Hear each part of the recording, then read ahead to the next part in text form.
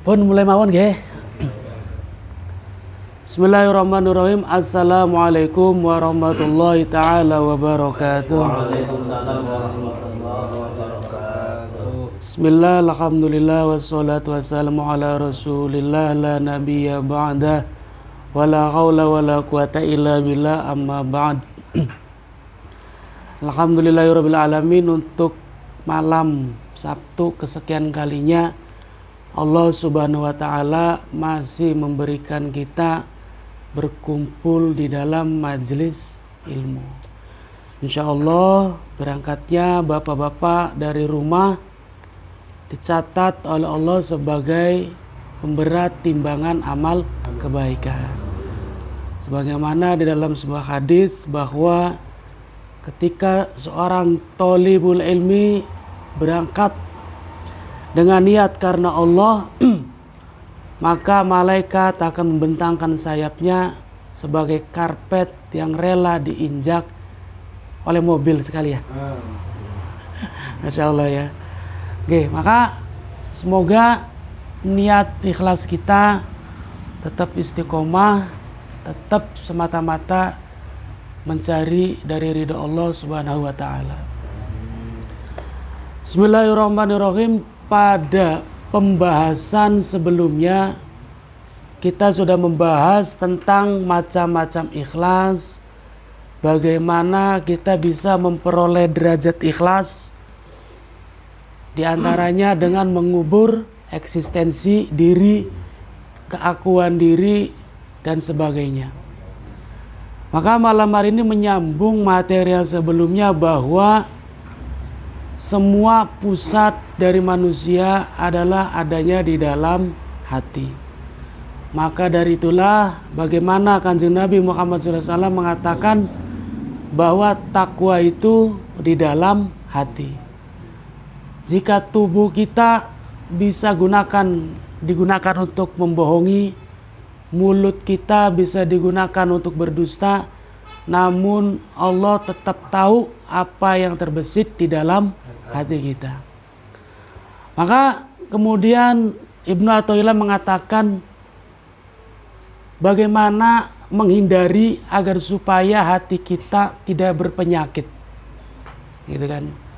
Karena ketika hati ini sudah berpenyakit, maka jasad pun akan ikut mengerjakan sesuatu yang berpenyakit.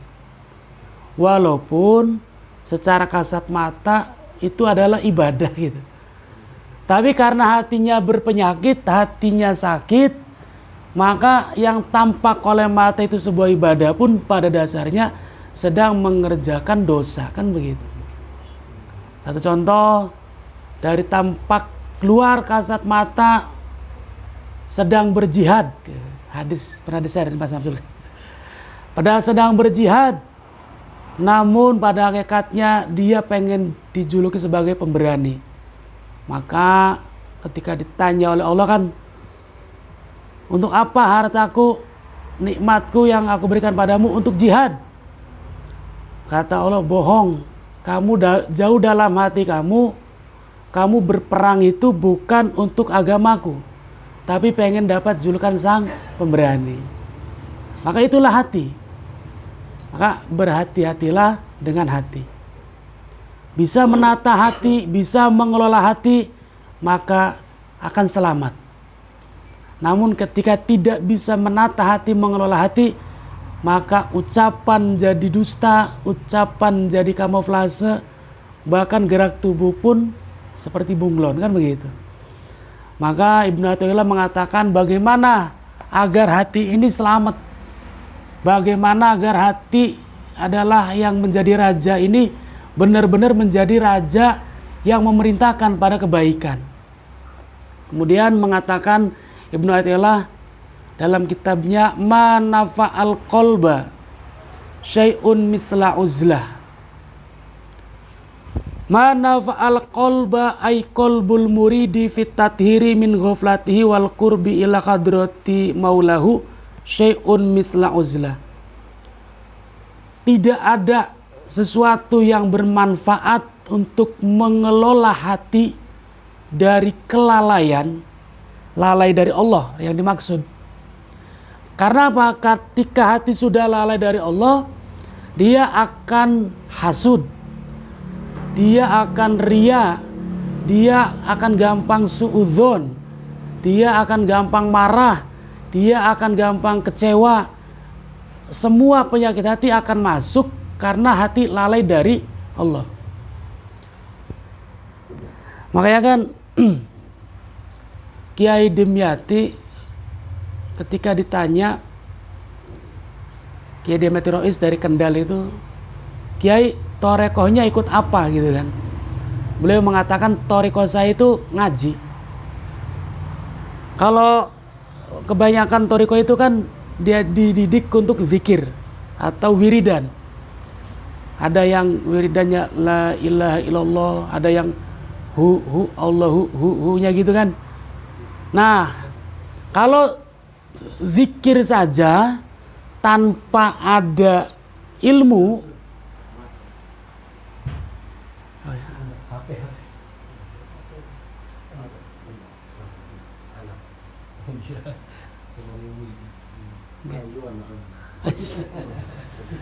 Masya Allah. Okay. Balik lagi. Jadi kalau hati ini sudah lalai dari Allah, maka segala penyakit akan masuk. Paling penting, makanya dari awal kajian ini tidak mengutamakan wirid bareng, gitu kan? Tidak mengutamakan misalkan hadiwanta, manakiban, tapi lebih kepada ngaji atau mencari ilmu, kan begitu. Kita isi dengan kaji Quran bersama, selebihnya kita isi dengan taklim. Karena kalau kebanyakan wirid tanpa ilmu, ya tetap saja akhirnya wirid tanpa ilmu, gitu kan. Yang paling penting itu adalah ilmu. Seperti bahasa, adab di atas ilmu, betul. Lantas bagaimana mau beradab jika tidak tahu ilmu adab, kan begitu. Priwe ngomong karo wong tua, pripun ngomong karo sing sepantar, pripun cara bergaul dengan orang yang di bawahnya, itu kan ada ilmunya. Maka bahasa adab di atas ilmu itu betul, namun untuk punya adab haruslah dengan ilmu. Tidak bisa orang adab nginggo akale dewek, sing anak kone bener jare dewek, kan begitu. Oh, daripada ente sholat baik tapi anggar ngomongi tangga, mending kita beli sholat beli ngomongi tangga. Nah ini kan akhirnya nginggo akale dewek karena tidak tahu ilmu. Nah, ketika sudah ngaji tahu ilmunya, hubungan dengan Allah ya dijaga, hubungan dengan sesama ya dipelihara, kan begitu. Itu ada ilmu di situ. Kalau tidak ada ilmu ya pakai akale dewek. Baik, dilanjut malih. Tidak ada yang sangat bermanfaat untuk hati di dalam mengelola dirinya agar hati ini tidak lalai dari Allah, syai'un mithlu uzlah, yaitu dengan uzlah. Nah, kalau uzlah kita melihat sebenarnya siapapun harus punya fase uzlah. Nanti kita bahas uzlahnya seperti apa. Kanjeng Nabi sendiri yang langsung dibimbing oleh malaikat Jibril dengan wahyu-wahyu dari Allah, beliau uzlah di Gua Hira, kan begitu. Itu setiap bulan Kanjeng Nabi selalu menyempatkan waktu untuk menyendiri, merenung. Itu selalu begitu. Para wali begitu, para kiai-kiai sepuh ada waktu namanya kholwat, gitu kan. Ada waktu namanya sendiri. Nah, bagi kula-kulaan sih kayane kongkon nyepi konon kan durung kuat. Minimal bengi sepertiga malam, nah disitulah waktu uzlah kita. Gitu kan. Kalau Pak Hasan sih uzlah terus tiap hari. Okay. Jadi harus ada episode dalam hidup kita itu, kalau kita pengen bisa menata hati, ada waktu sendiri. Kenapa harus ada ini, harus begitu? Nanti ada pembahasannya. Jadi harus diluangkan. bagaimana jika Nabi saja punya waktu untuk sendiri, lah kita tidak punya waktu untuk sendiri. Harus ada. I'tizalu anin nas, yaitu menjauhkan diri dari manusia. Yadkhulu biha midana fakrotin. Ketika kita sudah menyendiri, ada fase kita sendiri, kita akan masuk pada medan berpikir. Ai fakrotu syabihatil midana litarodudil qalbi fiha katarodil khuyul. Jadi ketika kita sendiri, hati ini akan, kalau diibaratkan itu seperti kuda yang ditempatkan di lapangan. Dia akan lari ke sana, lari ke sini, terus ya seneng lah. Jaran atau manuk diaburakan, ya senang. Tapi bakal manuk di kandang, jaran di kandang, stres. Begitupun hati. Ketika dia diberikan waktu untuk sendiri, maka dia akan beribarat kuda itu berlarian ke sana kemari dengan diiringi berpikir. Dalam arti bukan pikirannya yang enggak gitu kan. Tapi dalam kesendiriannya itu disertai dengan berpikir. Contoh, ketika kita ada masalah, akan ketemu solusi, akan ketemu jalan keluar, biasanya ketika kita sudah memikirkannya dengan sungguh-sungguh dalam kesendirian. Dilalai celeng konon enggak? Oh, kudu mana? Oh, kudu mengkenen. Oh, kudu priwe. Itu akan ketemu. Tapi kalau terus sibuk warawiri, buntu. Waktu habis warawiri. Yang ada pikiran jadi lelah. Gitu kan? Tapi ketika uzlah, menjauhkan diri dari manusia, misalkan kita berikan waktu 2 jam, 3 jam.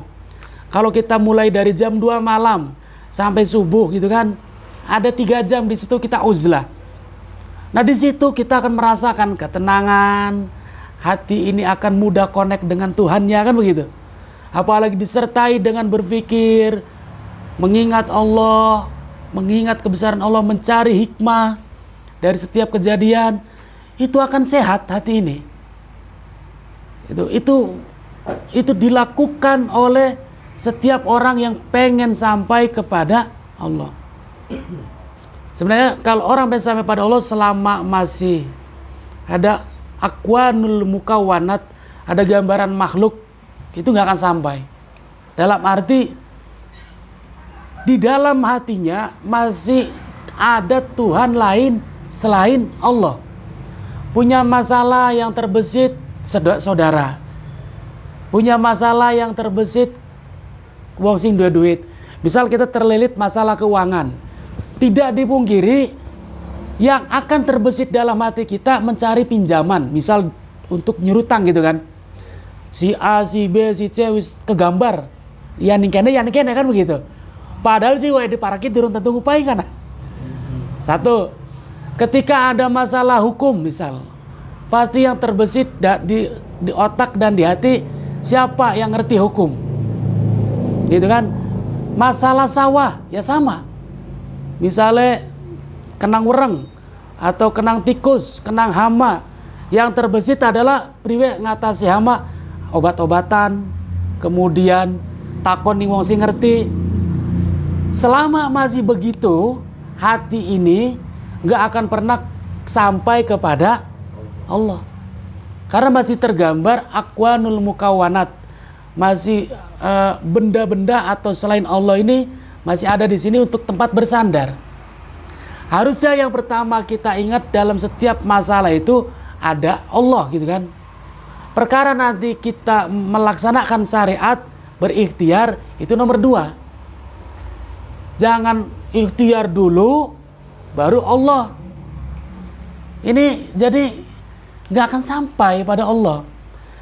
Bertawakallah jauh sebelum kita melakukan ikhtiar, kan begitu. Itu akan sampai pada Allah. Ketenangan hati, daqaiqul asror, itu akan sampai. Penyakit hati pun akan dibersihkan oleh Allah. Ini cerita gula waktu 3 bulan kemarin punya tabungan sekitar 15 juta. Dia pikir duit 15 juta be hati kita tenang. Masya Allah. Tenang dia pikir duit 15 juta. Tenang, anak-anak tabungan. Lamun sakit mendadak mau rumah sakit ya anak tabungan, lamun mobil mogok ya anak tabungan. Ning jero hatine ki tidak dipungkiri itu manusia, ibarat kata lamun ngomong gak manusiawi. Pembenaran padahal sih.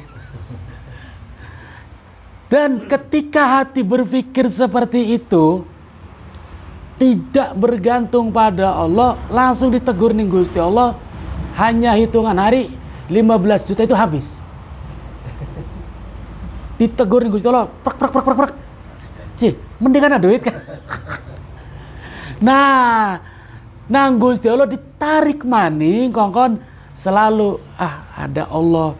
Wong wadon anu ana Gusti Allah.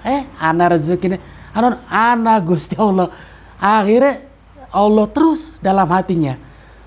Makanya walaupun kita pegang duit, pegang tabungan, punya relasi yang tetap hati ini jangan sampai ada itu, tapi ada Gusti Allah. Maka disitulah sangat jelas disampaikan di sini, tidak akan sampai hati ini kepada Allah jika masih ada gambaran makhluk di dalam hati. Ini sangat penting, kelihatannya sepele gitu kan, lumrah, wajar, logis. Padahal dikaji dari sisi tauhid sangat tidak logis. Termasuk perihal vaksin. Saya bukan berarti tidak mendukung, dalam arti yang mau divaksin pun silakan. Tapi ketika memulai akan divaksin, jangan tenang saya sudah divaksin. Wah ya istilah kena mah ya kena gitu kan. Tapi ada Allah. Vaksin bagian dari perintah Gusti Allah untuk berikhtiar. Kan begitu. Perintah dari Nabi untuk berobat misalnya. Jadi jangan meyakini benda itu jadi tempat kita bersandar. Ini yang menghalangi hati kita untuk connect dengan Allah. Gitu. Kalau hati belum connect dengan Allah, nggak akan kita bisa menerima takdirnya Allah, itu nggak akan bisa. Nggak akan bisa kita memahami kehendaknya Allah. Oh ini kehendaknya Allah. Oh wis kudune.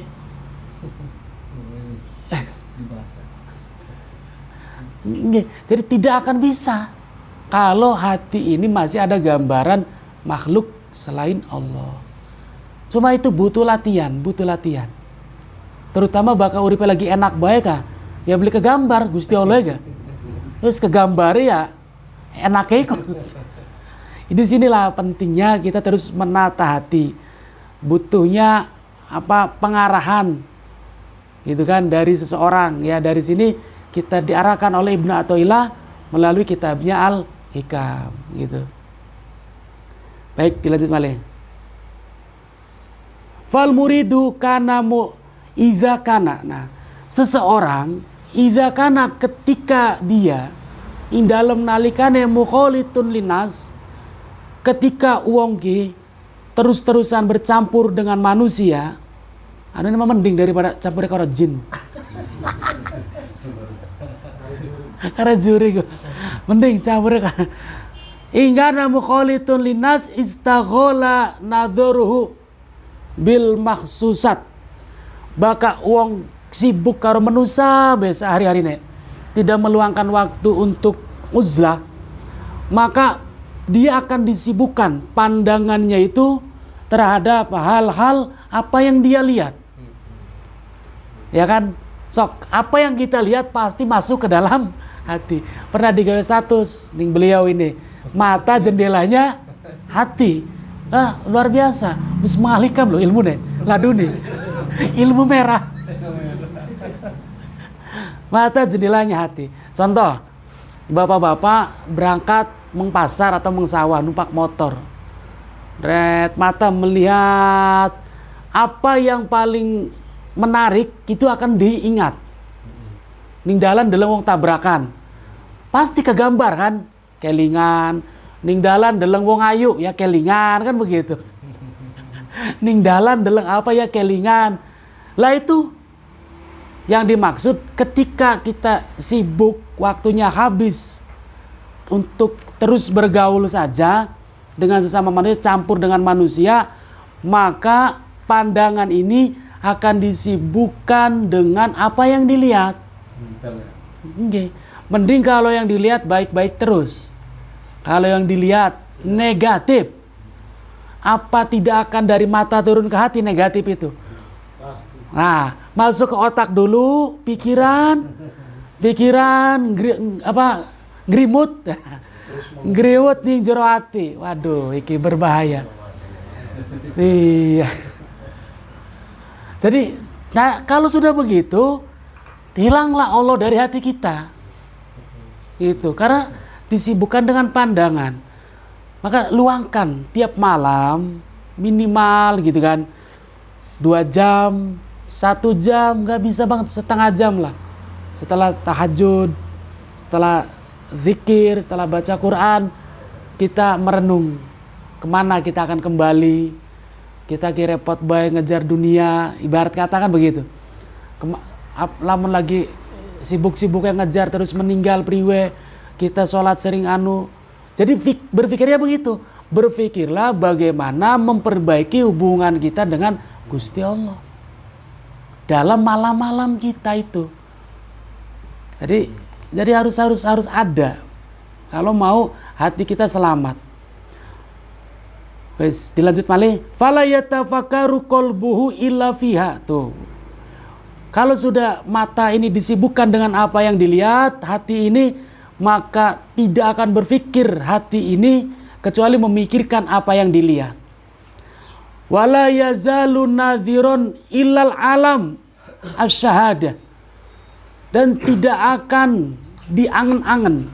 Kalau tadi cuma dilihat, makanya kan di dalam Al-Ghasyiyah bahasanya afala yang zurun nadhor, bukan ro'a. Bahasa Arab kan kalau ro'a melihat, nadhor ya juga melihat. Ada 2. Tapi kenapa pakainya Al-Ghasyiyah afala yang zuruna ilal ibili kaifa khuliqat. Tidak bahasanya afala yarawna gitu kan, tapi yang zuruna. Karena bahkan nadhor yang zurun itu melihat tapi sambil ngangen-ngangen. Oh, mengkonon ya. Memperhatikan. Deleng tapi oh ya. Oh, tapi kalau ngelihat sebatas ngelihat, tidak dimasukkan ke otak dan ke hati. Itu nadhor. Makanya ketika orang akan nikah, konsep Islam kan ada nadhor. Jadi bukan konsep pacaran kan begitu. Konsepnya setelah ta'aruf, setelah dijomblangin lah gitu, baru yuk ketemuan. Nadhor kan, nadhor itu ngangen-ngangen. Setelah dilihat wajahnya, dilihat tangannya gitu kan, oh ya, berpikir itu nadhor. Maka kalau mata, maka kembali ke Al-Ghasyiyah tadi, Allah memerintahkan kita untuk nadhor, bukan untuk melihat. Afala yang kaifa ilal ibili kaifa khuliqat. Apa kalian tidak memperhatikan unta, bagaimana dia diciptakan? Jadi unta baiknya kok dipikirkan. Makanya kan berapa banyak ayat Al-Quran, ya ulil albab, ya ulil albab, afala ini kan afala taqilun itu. Al-Quran menuntut kita untuk memperhatikan, mengangen-angen, dan memikirkan. Itu perintah dari Allah. Kok priwe Gusti Allah ki gawe onta mengkonon, cara nginume, justru itu dilakukan oleh orang-orang kafir. Peneliti zaman modern sekarang lebih banyaknya orang kafir. Kalau zaman Khalifah dulu, waktu Islam berkembang, Daulah Abbasiyah, Bani Umayyah itu kan, itu kedokteran, sains, fisika, kimia, orang Islam mau mengamalkan afala yang dzuruna ini.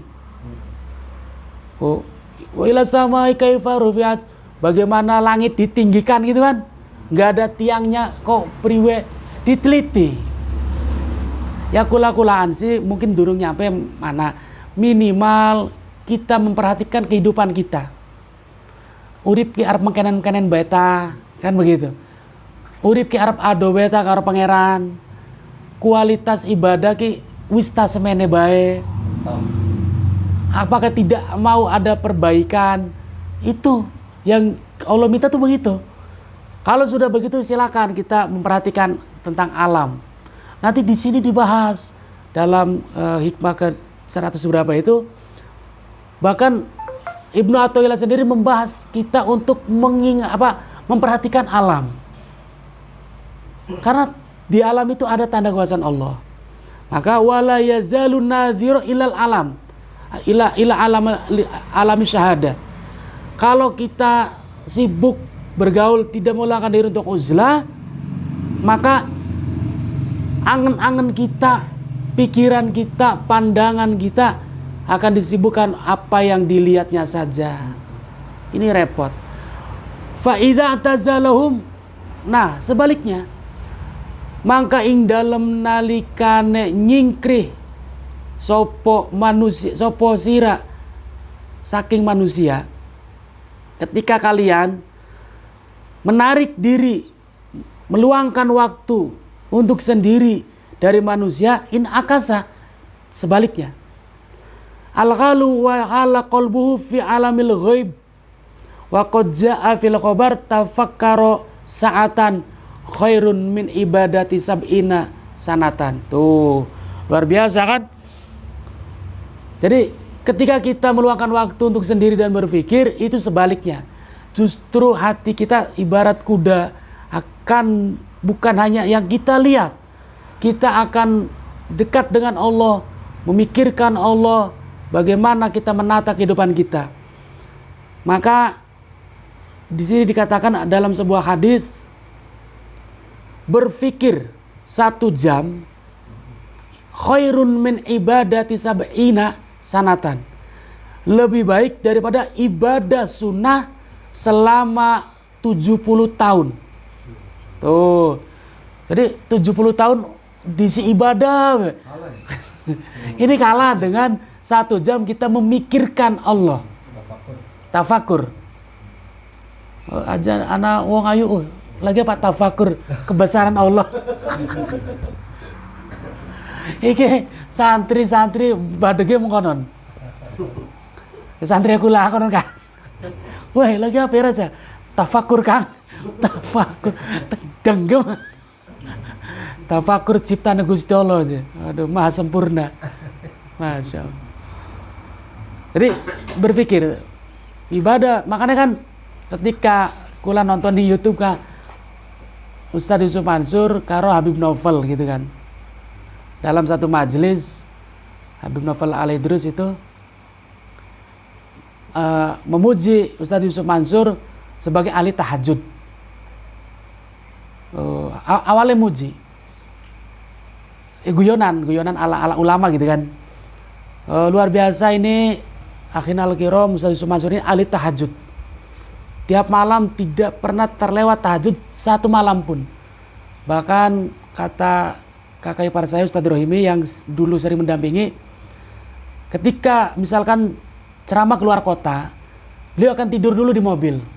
Tidur dalam perjalanan, nanti jam 3 minta dibangunin, cari pom bensin untuk tahajud. Itu saking gak mau ketinggal tahajud. Makanya kan seberapa tinggi, seberapa besar tahajudmu, sebesar itulah Allah akan mengangkat derajatmu. Itu moto ya. Karena pasti diangkat. Wa minal laili fatahajjad bihi nafilatan asaykuna. Nah, itu ayatnya kan itu. Terus diangkat, wong ahli tahajud itu derajatnya diangkat. Minimal dia derajat di hadapan manusia, maksimalnya di sisi Allah Subhanahu wa taala. Ini ahli tahajud. Maka Ustaz Yusuf Mansur tidak mau ketinggalan tahajud. Nah, kata Habib Novel, ini luar biasa ini, saudara kita ini ahli tahajud. Beliau ini tidak pernah tinggal. Makanya Allah angkat derajatnya sampai setinggi ini. Kata Habib Novel. Tapi lebih baik saya. Oh, goyonan nih. Antum tahajud selama 70 tahun saya cukup 1 jam. Nah ini membahas di sini. Karena Habib Novel itu kayak Gus Baha gitu kan, senengnya mutolaah. Jadi kalau makanya kan pembahasan Habib Novel itu selalu ilmiah gitu kan, selalu ilmiah, dikupas secara keilmuan. Jadi tiap malam itu mutolaah, deres, memikirkan ilmu, mengangan-angan kehidupan, tapi bukan ngayal. Dalam arti berpikir secara keilmuan, memikirkan Allah. Nah itu lebih baik daripada ibadah sunnah 70 tahun.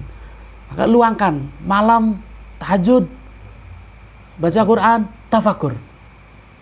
Oh, syukur-syukur 2 ranggon pinggir kali ora. Tempat uzlah.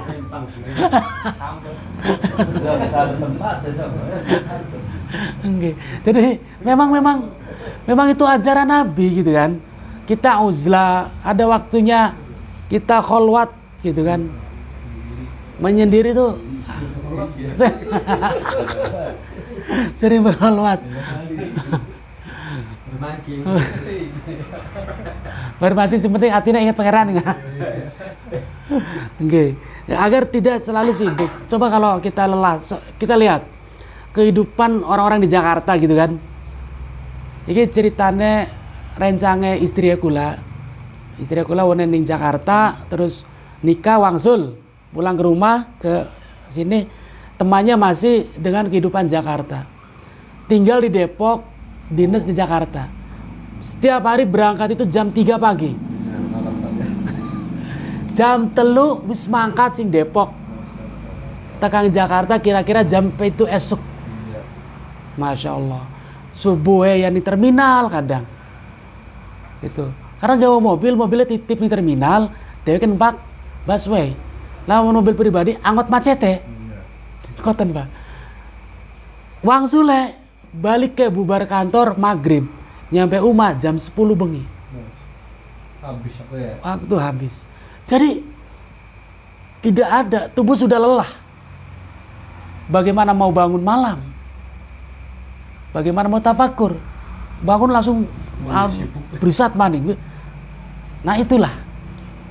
Maka butuh kita ini waktu untuk sendiri. Refresh otak. Jadi refresh itu bukan hanya ke tempat wisata sebenarnya. Kalau konsep Islam gitu ya.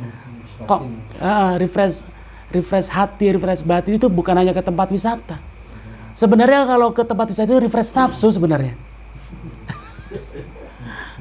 Enggak, dicas mah gitu kan. Kalau benar-benar mau refresh hati, ya tafakur. Sendiri, mohon ampunan, memikirkan Allah. Fresh hati. Coba dicoba. Ya mungkin bapak-bapak wis istiqomah. Tahajud malam itu. Luar biasa, dalam hening itu.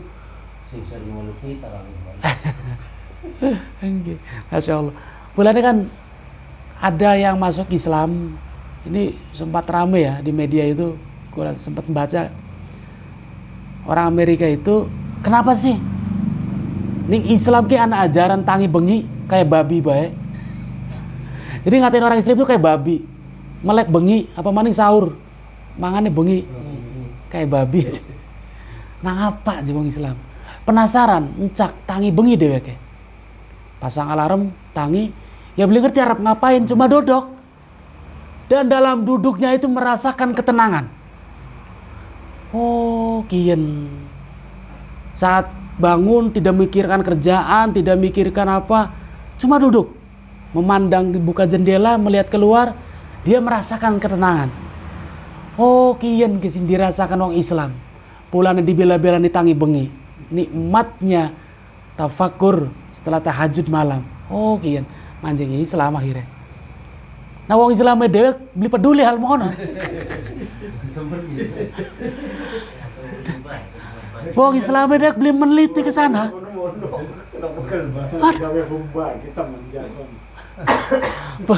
Bulannya ada di misalkan masa ya si aran mau lagi seminggu pitung dina 24 jam 30 hari ya. Jadi dalam arti ketika repot sekalipun ya kalau pegawai ada liburnya. Yang wira swasta, yang tani misalkan berilah libur 1 hari agar bisa bangun malam. Kalau memang dengan capeknya nggak bisa bangun malam, kan begitu. Kayak kula kiambek baka 1 minggu itu hari Jumat kula nggak ngajar karena ketika kula ngajar baik, apa yang kula lihat padahal porsinya ngajar, bukan dolan atau apa, tapi hati ini terfokus kepada pengajar, kepada kegiatan ngajar gitu. Oh bener, apalagi yang cuma kegiatan dolan atau bekerja, padahal kegiatan yang ngajar menyampaikan ilmu pun itu hati itu istilahnya lelah gitu, butuh sendiri di malam hari. Ketika wis lelah, wis tidur, bangun jam 2 dirasakan betul, di-charge lagi. Oke, dilanjut malih. Fil khobar wakila. Nah, li Ummi Darda makan afdol a'mal Abi Darda. Nah, Abu Darda ini nama aslinya Uwaimir. Kalau Umar itu Umar gede, kalau Uwaimir berarti Umar kecil. Kalau Abun bapak besar, bapak. Kalau Ubayun bapak kecil. Itu namanya ditasgir. Maka ada orang namanya Ubay. Ubay pernah dengar ya? Ubay. Dia artinya bapak kecil, bapak cilik. Oh, Ubay. Nah, ini Uwaimir bin Malik Al-Khazraj. Beliau ini adalah sahabatnya Khalifah Umar bin Khattab. Jadi Abu Darda ini seorang pengusaha yang sukses tapi zuhud. Oh, coba.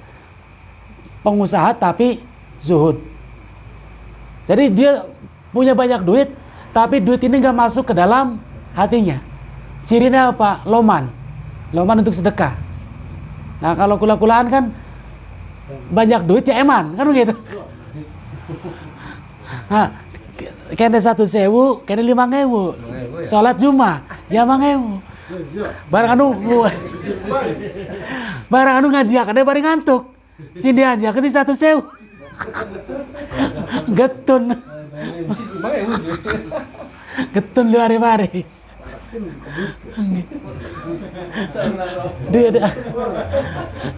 Dikorog ya, kotaknya dikorog. Nah, Abu Darda ini jadi beliau ini orang yang pengusaha sukses tapi zuhud dan sahabat karib dekat dengan Khalifah Umar bin Khattab. Ditanyakan kepada Ummu Darda, pada istrinya, ibadah apa yang menjadi andalan Abu Darda? Tuh, kita udah pernah bahas kan, setiap orang pasti punya ibadah andalan. Kayak tadi Ustaz Yusuf Mansur, ibadah andalannya tahajud. Anak wong ahli puasa, ahli tahajud, tapi medit. Istilahnya sedekah kayak biasa bae lah. Beli-beli yang anu konon. Nggih. Ya waya sedekah walaupun 1.000, 2.000 gitu kan. Tapi tidak bro-broan. Ana wong ahli sedekah tapi tahajudnya jarang. Puasa sunnah blilok gitu. Jadi, nah Abu Darda ketika ditanya pada istrinya, apa ibadah tuh? Apa ibadah andalan dari Abu Darda? Nah, kemudian istrinya menjawab, yaitu tafakur. Jadi setiap malam qolat at-tafakur. Maka afdol a'mal Abi Darda. Apa ibadah andalan yang diutamakan oleh Abu Darda? At-tafakur, yaitu tafakur. Memikirkan Allah, memikirkan ciptaan Allah, memikirkan ilmunya Allah. Wa dzalika afdol li'annahu yasilu bihi ila ma'rifah. Tuh, kenapa tafakur ini dikatakan lebih afdol dari ibadah 70 tahun? Alasannya, wa dzalika li'annahu yasilu bihi ila ma'rifati haqaiqil asya. Karena dengan tafakur orang akan sampai pada derajat mengetahui hakikat dari segala sesuatu. Hakikat dari segala kejadian. Apa itu namanya? Daqiqul asror, tidak lain tadi tidak bukan. Kan begitu. Sekarang gini, ketika wong lagi dewekan, terus ibadah, ibarat kata, disitulah dia diuji benar-benar riya tak beli, kan begitu. Ketika dewekan, langkah sing deleng, langkah sing merhatiaken, bisa nggak sholatnya khusyuk kayak dari imam? Tenang. Kita kan kalau sholat dewekan kayak sholatnya koboi. Sebenarnya set, salam berisat. Coba Kang Edi ngimami, takbirnya bagus sejen.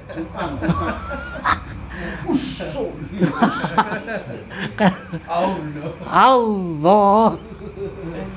Fatihah, masya Allah. Wala bedol. Bisa nggak kalau sholat dewekan malam tahajud itu begitu? Dinikmati gitu kan. Itu sahabat itu kalau tahajud bukan ayat Al-Baqarah gitu kan. Nah kita minimal walaupun surat pendek tapi bacanya pelan lah. Bacanya pelan. Aja gerubuk-gerubuk. Kok harapan di Gusti Allah masa Melayu ha? Ditunggu nih Gusti Allah, ditunggu, masya Allah. Kapan maning, ibarat kata. Jadi kita akan contoh gini. Ada satu kejadian, seorang yang punya cita-cita pengen kuliah. Ini satu kejadian. Nyata. Orang ini dia diam tinggal di pondok pesantren. SMP di pesantren, SMA di pesantren. Sejak naik kelas 3, beliau ini sudah bercita-cita akan melanjutkan kuliahnya. Karena melihat orang tua orang mampu. Sawai amba. Gitu kan, duwe selipan. Pokoknya komplit lah memenuhi syarat untuk kuliah.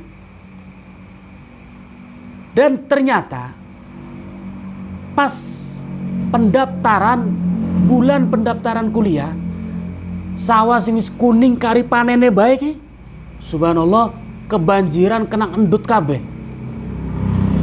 Si aran pari bakal kelelep nang endut, pasti jatuh harganya. Beli payo diborongaken enggak? Itu terjadi, subhanallah. Ini kisah nyata. Walhasil anak ini nggak bisa melanjutkan kuliah. Marah, putus asa, sewot. Padahal 6 tahun di pondok, tapi belum ngaji tauhid yang matep, belum ngaji al-hikam, belum diarahkan. Marah, kecewa, sedih dan sebagainya.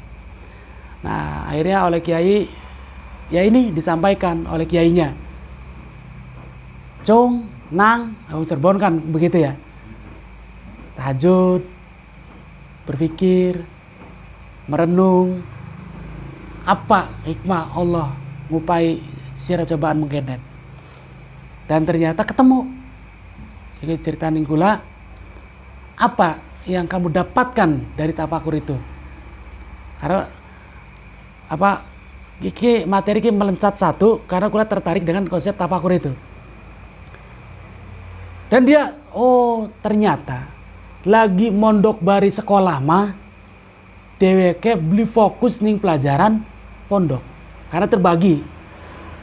Selama dheweke ngabdi 3 tahun karena belum bisa kuliah, akhirnya totalitas dheweke ngaji baik. Justru dalam 3 tahun ini nggih Pak, menghasilkan ilmu melebihi dari dheweke mondok 6 tahun. Dan futuh terbukanya dia memahami nahu, memahami sorof, bisa baca kitab dalam jangka waktu 3 tahun itu. Rupanya Allah SWT menyiapkan anak ini untuk 3 tahun mengambil ilmu-ilmu Allah, menyerap ilmu Allah secara maksimal. Setelah 3 tahun orang tua ekonomi bangkit, kuliah. Tapi ilmu agamanya wis matang. Nah ini difikirkan hal begitu. Pasti ada hal positif dari yang Allah sudah siapkan. Tapi kalau nggak dipikir, nah emosi. Adanya ketenangan itu kan setelah difikirkan, nah apa Gusti? Coba. Ana maning kejadian. Bismillahirrahmanirrahim.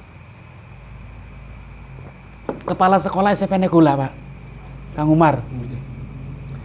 Ini Masya Allah, tahadus bin nikmah, kula menceritakan nikmat punya murid dari SD malah, Pak. Punya murid yang jujur, lempeng kayak celurit.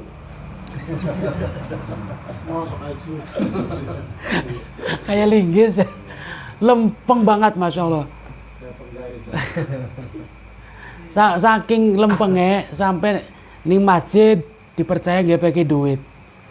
Di mana dia tinggal selalu dipercaya nggak pakai duit. Karena 100 perak baiknya dilaporakan dinyakakan. Lan nganggo dikit beli wani. Nganggo dikit ya engko disuruh tangi beli wani. Nggih. Wis pokoke mah beli nemu lah. Nah, tapi secara ekonomi wis pasti kurang. Ning alam zaman kian kadang bakal jujur kurang secara kasat mata. Nggih. Motor Vario sampai wis turun mesin 3 kali. Sampai metu puputnya bakal digas, puputnya metu. Saking sabare mau korupsi ya. Nggih. Wis pokoke mah bakal jare guru ayah A, jare guru aja anu wis nurut pokoke. Nah, singkat cerita tidak mungkin kehidupan yang pas-pasan ini boro-boro mikir mau berangkat haji. Donga bae gak beli wani. Padahal mah donga. Padahal mah harusnya kan donga kan. Cuma melihat keadaan sampai donga bae gak beli wani. Iki bahasa kasarnya gitu kan. Saya nggak nyampe lah pengen naik haji. Padu ganti motor bewes. Cita-cita tertingginya adalah ganti motor. Soalnya sing rupiah kecil. Derajati kepala sekolah, Pak Haji. Kepala sekolah. Semua kebijakan sekolah Pak pujara kun.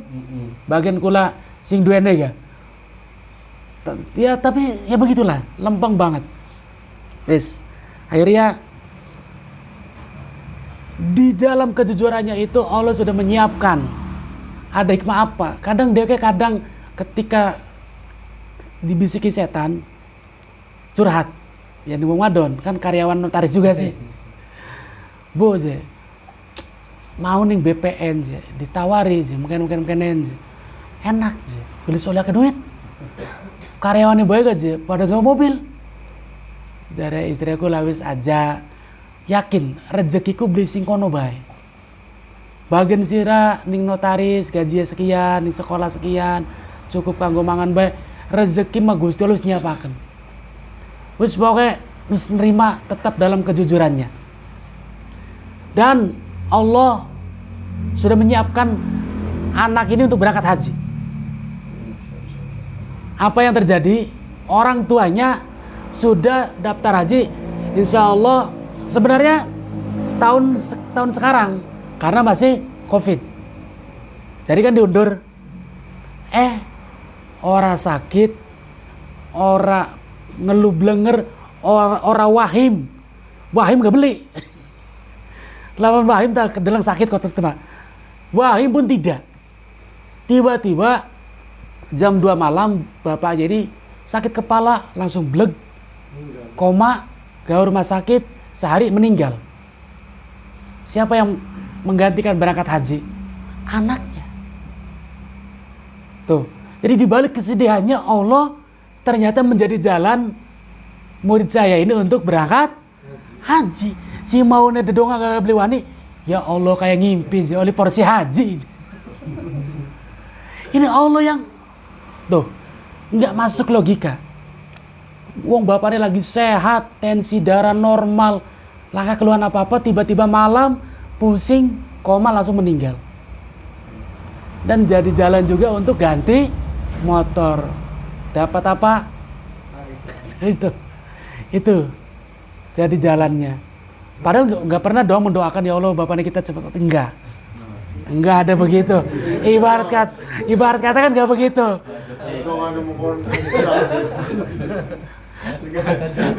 Tapi Allah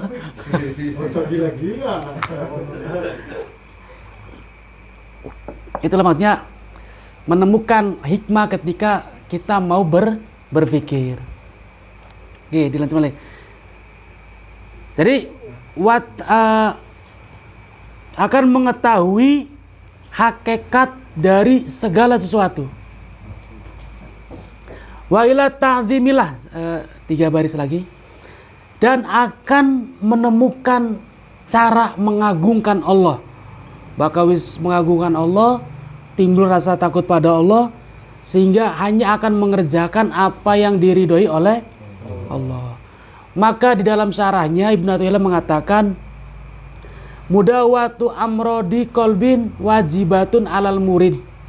Tuh, mengobati hati bagi siapapun yang pengen sampai pada Allah itu wajib. Nah, bagaimana cara mengobati tadi? Dengan cara uzlah. Wa amroduhu innama takunu min ghalabati akamit tobi alaihi min sahabatihi. Kenapa dikongkon uzlah mengobati hati? Karena wa amrodu innama takunu penyakit hati. Nih, munculnya penyakit hati. Suudzon. Sok ketika kita sendirian. Arep suudzoni siapa? Ya kan?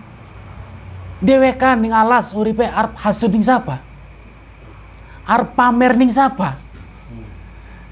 Logikanya kan begitu. Maka mengobati hati itu diantaranya dengan uzlah. Karena timbulnya penyakit hati itu min ghalabati akamit tabi'i alaihi min sahabati. Tuh. Munculnya penyakit hati itu dari masuknya kebiasaan-kebiasaan dari apa yang dilihat dan dari apa yang dia temani. Tuh, munculnya penyakit hati itu dari masuknya apa yang dilihat dan dari apa yang dia berteman. Karena saya tulis di status Facebook itu adwaul baldi alal jildi syariatun. Menularnya hal negatif itu lebih cepat daripada hal positif. Sok, nggih, sesuai nafsu sih. Barang blesak, wong lebih gampang nyontoh daripada nyontoh barang bener. Tuh, maka kaidahnya ada adwaul baldi alal jildi syariatun. Itu menularnya hal negatif lebih cepat daripada hal positif. Maka obatilah hati. Kalau menurut kula ini bahasa Ibnu Athaillah mengobati. Kalau menurut kula sebenarnya preventif, pencegahan. Jauh sebelum mengobati kan. Jauh sebelum penyakit itu datang, kita cegah preventif dengan kita menyendiri. Kalaupun sudah terlanjur masuk, dengan menyendiri pasti yakin Allah akan menuntun hati kita pada kebenaran. Itu pasti. Tahajud, mohon ampunan, sholawat atau baca Quran, setelah itu melihat diri, pasti Allah akan menuntun kita kepada kebaikan. Bahkan kadang penyakit pun akan ketemu ketika menyendiri. Kenapa begini? Ketika menyendiri malam hari itu akan ketemu. Oh, harus begini. Oh, kenapa begini? Oh, begitu. Maka kembali lagi kesimpulan, obatilah hati. Di samping mungkin sudah pernah dengar tombo hati 5 warnane gitu kan. Maca Quran sama maknane. Prewen kita pengen memaknai Quran kalau tidak sendiri. Ya kan? Dikir bengi ingkang suwe, berarti kongkon sendiri. Iya kan? Kalaupun terpaksa bergaul dengan orang soleh. Tapi lebih dari itunya sendiri. Luangkan waktu, berikan kesempatan kepada jasad, kepada ruhani, kepada hati kita untuk berduaan dengan penciptanya. Jangan sibukkan jasad, hati, pikiran, rohani kita hanya bergaul dengan makhluknya dan dunianya saja. Tapi berikan porsinya untuk berduaan dengan Tuhannya. Itu luar biasa. Selamat mencoba. Insya Allah akan ditemukan berbagai keistimewaan hati, keajaiban yang Allah berikan ke dalam hati kita. Wallahu a'lam bishawab. Al-Fatihah. Alhamdulillahirabbil alamin.